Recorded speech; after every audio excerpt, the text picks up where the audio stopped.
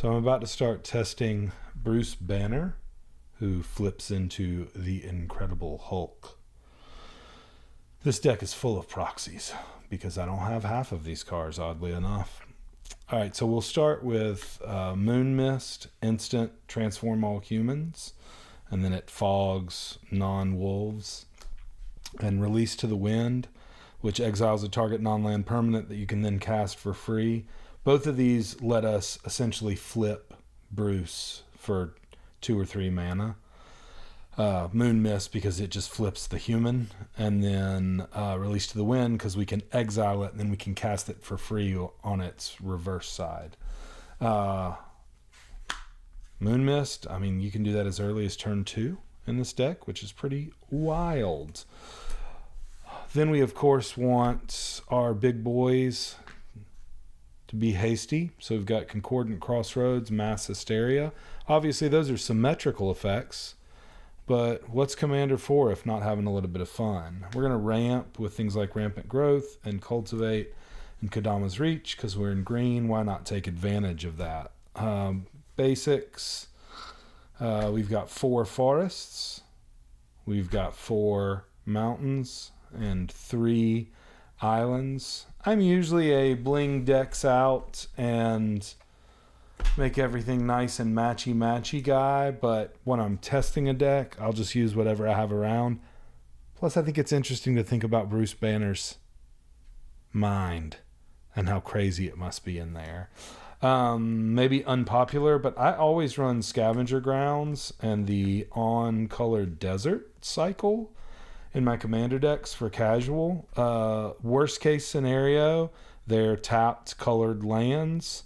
They cycle and draw cards, and also because they're deserts, it means if somebody's got a really problematic graveyard, we can sacrifice a desert and exile all cards from all graveyards with Scavenger Grounds. But if we're sacrificing the other deserts, that gives us multiple Scavenger Grounds activations. Got the on-color 2 or more opponents' lands. We've got a Triome and a Frontier Bivouac. And then we've got fetch lands on color, and we're going to be fetching usually for surveil lands. We have some utility lands in Command Beacon, just because Bruce can get expensive. Command Tower, Field of Ruin to destroy problematic lands. Alchemist Refuge to give our creatures flash. Rogue's Passage to make our big boys unblockable, and Safe Haven, which we'll get to in a minute, but Safe Haven lets us save a creature for a rainy day. The reason that I built this deck was around the idea of using these 3 lands, Mountain Stronghold, Adventurer's Guild House, and Seafarer's Quay. All my red legends may band with other legends, green legends band with other legends, blue legends band with other legends. This is Bruce Banner. We're doing a banding deck. We also included Yavimaya so that these can actually tap for a color. These lands are important to the banding strategy, so we've got a crop rotation, an expedition map, and a Sylvan Scrying to make sure that we can find them.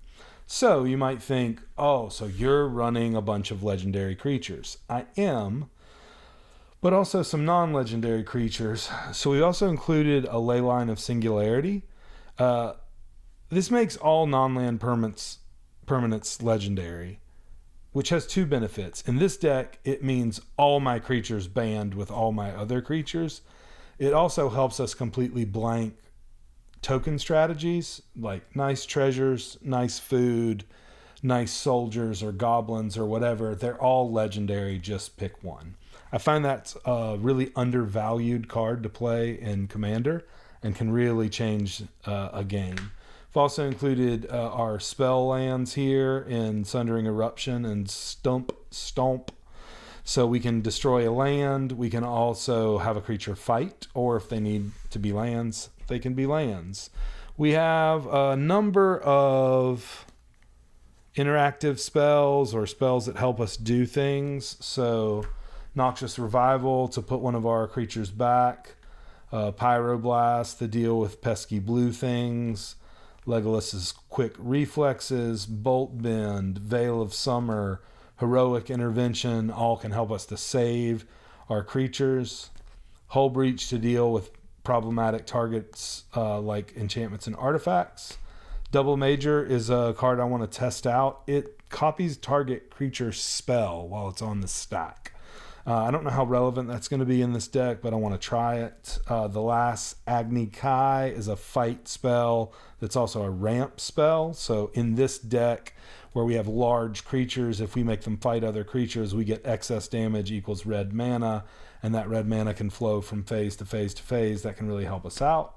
Snap is in there for our Mutate sub-theme.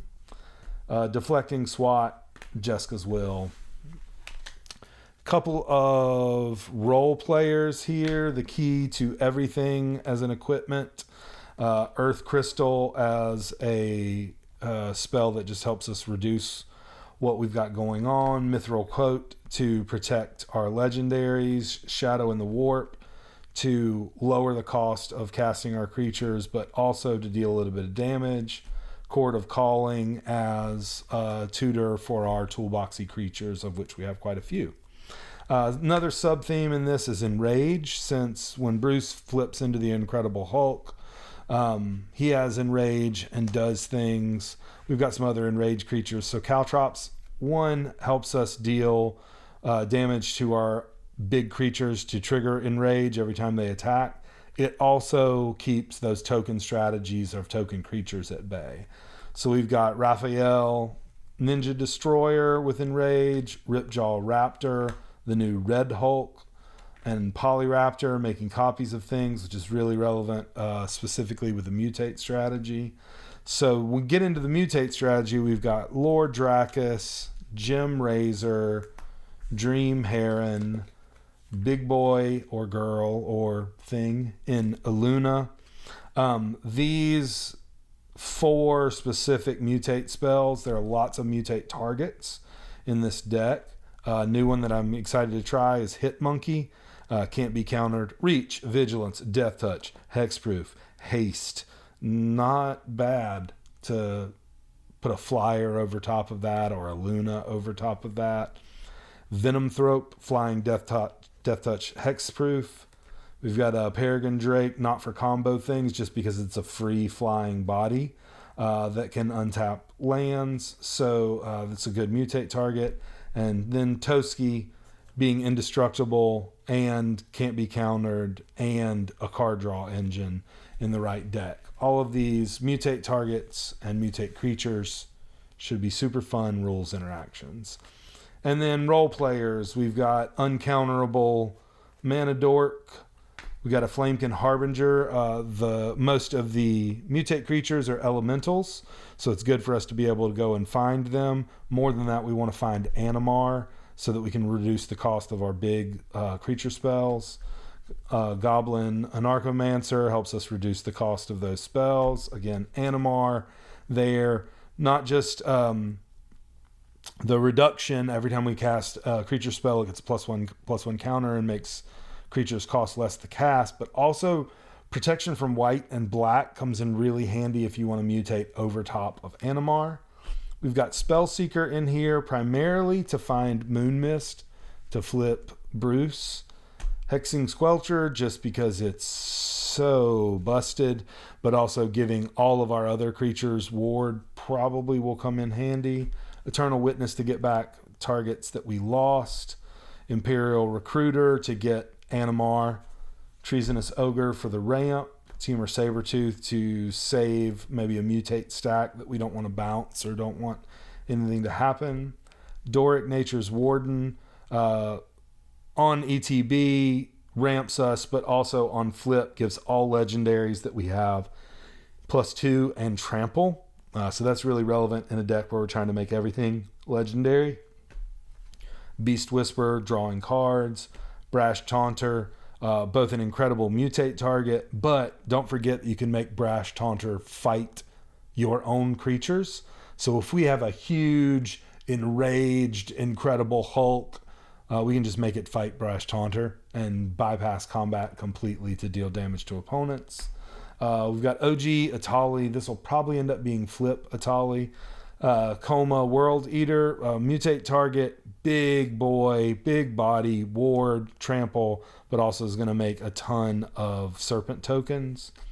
Hullbreaker Horror, just to do a little bit of control stuff. And on the high end of this deck, obviously we want to be ramping a ton or cheating these out somehow. Maelstrom Wanderer with Haste and Cascade, and then the Galta Tyrant that on ETB lets us puke all of our creatures onto the battlefield. So this is Bruce Bander. It is very strange.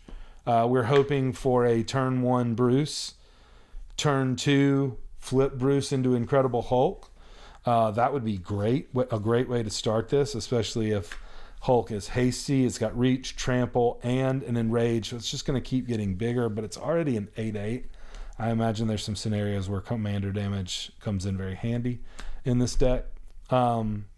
Obviously, it's proxied to the hilt with some of the worst looking proxies you could ever imagine. You love this hit monkey. You love him. You love him. Look at him. And we'll see how it goes when I get to test it this Friday night.